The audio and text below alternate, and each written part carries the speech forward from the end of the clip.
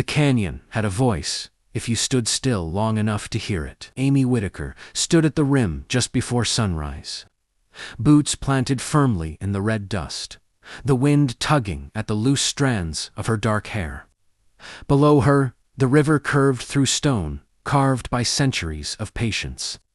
The cliffs glowed amber as dawn began to spill over the horizon. This land was not just property, it was memory. Her grandfather had settled here with little more than a wagon, a stubborn will, and a belief that land should be respected, not conquered.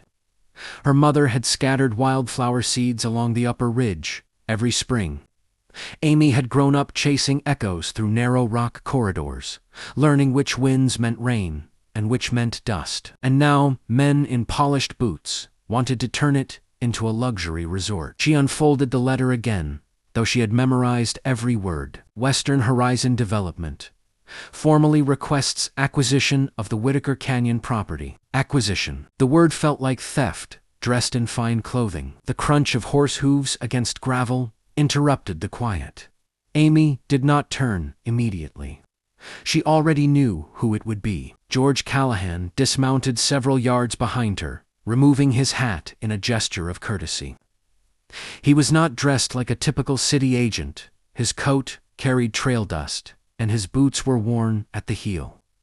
But the leather portfolio tucked beneath his arm marked him clearly enough. "Miss Whitaker," he said evenly. "Mr. Callahan." Her voice carried no warmth, but no fear either. He stepped closer to the rim, careful with his footing.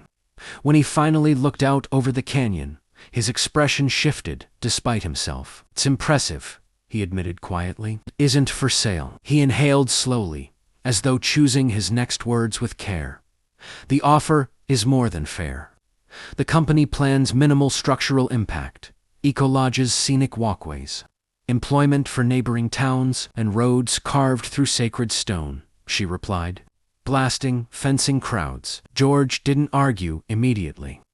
That unsettled her more than persuasion would have. Instead, he asked, "Why does this particular land matter so much to you?" Amy finally turned to face him fully.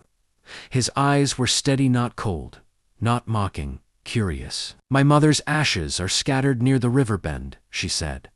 "My father proposed to her on that cliff ledge.